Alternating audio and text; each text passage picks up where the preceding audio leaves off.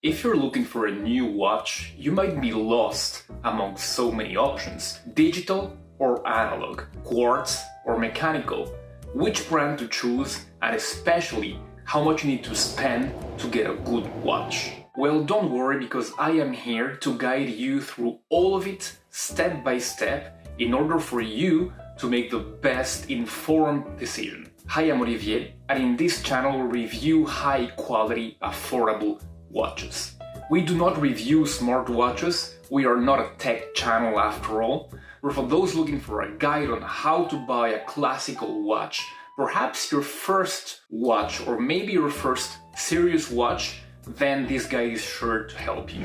There are four main things that you must take into account when choosing a watch. Your taste, of course, the usage you're going to be making of the watch, the technology you want inside the watch, and maybe the most important, the value of the watch. As for anything that you buy, the first rule of thumb of buying a watch is absolutely to buy what you like. A watch, more than anything else, such as a piece of clothing, will be with you for potentially a long time, so it must suit your tastes and your lifestyle. You may be someone who likes to remain discreet or classy, and therefore a monochromatic dress watch might be what you need. You may be the adventurous kind and would like to be a bit flashy sometimes, and in that case, a yellow G-Shock may be for you. There's all sorts of watches to cater to every taste, so you're pretty much sure that there's one in line with yours. However, and this is a more subjective view, if you want a watch that lasts more and transcends time while expressing your personality, you might want to avoid watches that might look a little bit too blingy or tacky. For example, iced out watches, watches that are much too large, or watches that are made of cheap, non-durable materials. I'm thinking, for example, of wood and sometimes brass watches. And besides from that, there are some very basic rules to wearing a watch, and most have to do with dimension and utility. Let's start with dimension. In general, you do not want to wear something too large, either in diameter, thickness, or lug to lug, or all of them combined. The rule of thumb here is not to wear a watch that overhangs from your wrist. And here is where the lug to lug measure is really important, more than most would think, and more than diameter, for example. For those of you wearing suits or shirts, you do not want a watch that's too thick, because it might not go under your shirt cuff. But for every rule, there's an exception. So you can wear watches that appear initially a bit too large for you, but that are made deliberately so for functionality's sake. The classic example of this is the dive watch. Before the era of the dive computer, watches were used to time how long a person had spent, and it had therefore to be large and legible, just like my Seiko Monster in here. Today, even though the real utility of dive watches is gone, it is still the most popular type of watch, and it can be argued that it's okay to wear a relatively large watch, well, because it is a dive watch. I would still stick to those dimension principles though. It must not overhang your wrist. Where those principles don't apply anymore though is with digital watches, and especially with G-Shocks. Most G-Shocks are overly large, and it's something like a tacit understanding that even though you don't have the wrist for it, you can totally rock a G-Shock. But then there's a matter of when you can actually wear a G-Shock. I would, for example, never wear one with formal attire, especially a plastic G-Shock. See, it is all a matter of circumstance. And as we are talking about that, we might as well talk about the kind of watch that is intended for what kind of circumstance. Even though there is no precise rule anymore, you should know that watches are very roughly divided in a few categories. First of all, there's the classic dress watch, that is, like its name implies, typically at home, in the office, or on dressy occasions. It will have mostly no complication, it will be quite beautiful as well, and it will usually have not a lot of water resistance. Then there's a dive watch with a rotating bezel, such as my Seiko Monster in here.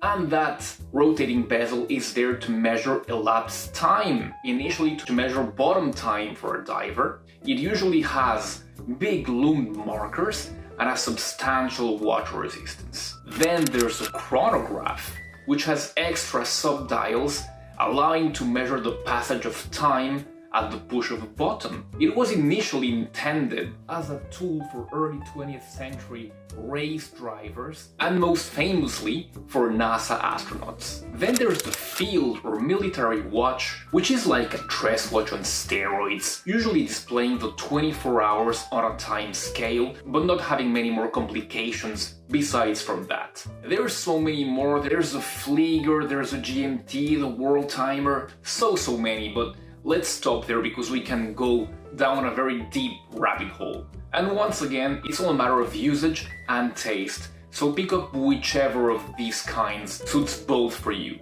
But once you have determined the aesthetics and the dimensions of the watch, there's still the matter of the display. Do you want an analog display, meaning that the watch can be told via the hands and the markers, or do you want a digital one, meaning that you have the big Arabic numerals displayed on a digital dial? Think a digital Casio, for example. If you want to go the digital route, there is only one technology available, quartz, although you can also have analog watches that use this technology. Quartz technology was democratized in the early 70s by Seiko, and it almost made classic watchmaking absolutely collapse. Quartz technology, which has been superseded by now, allows for accuracy levels that were absolutely impossible for mechanical watches, of around plus or minus 15 seconds a month. At the time, a classic mechanical time watch was at plus or minus 15 seconds a day, so it was pretty much 30 times more precise. Do you understand why mechanical timepieces at this time appear like dead technology? However, the mechanical timepiece is still going strong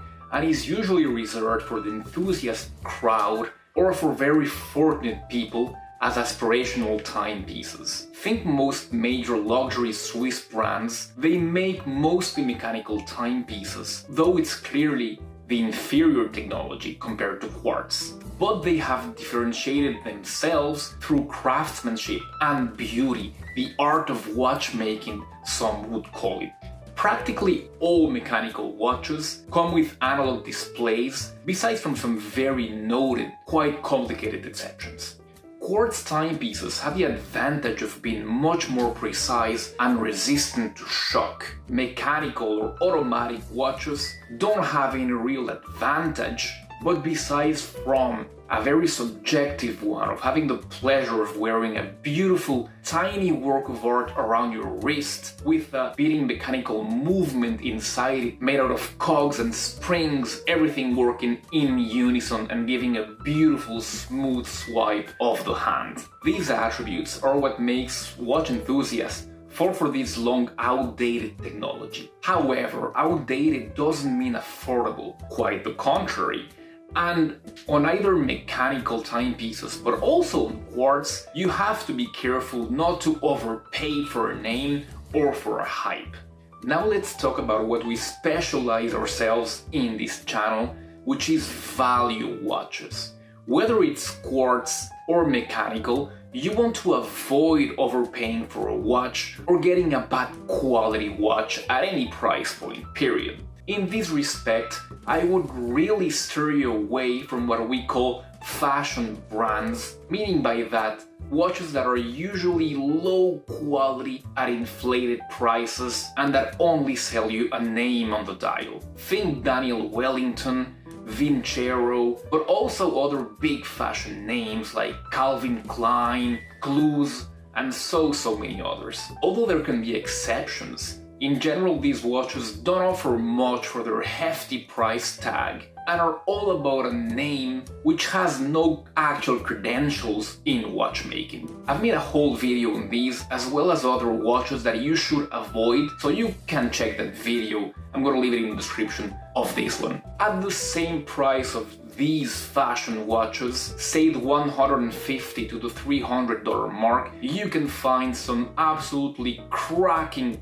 timepieces from historic brands with tons of quality, value and heritage.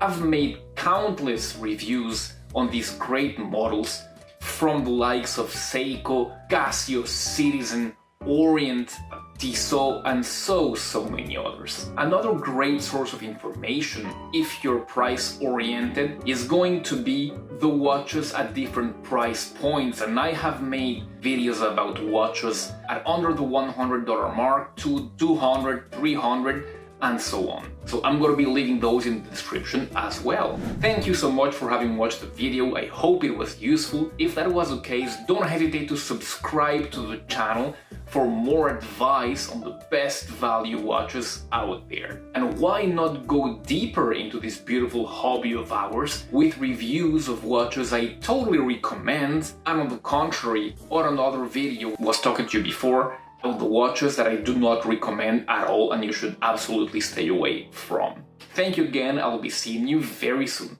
Goodbye.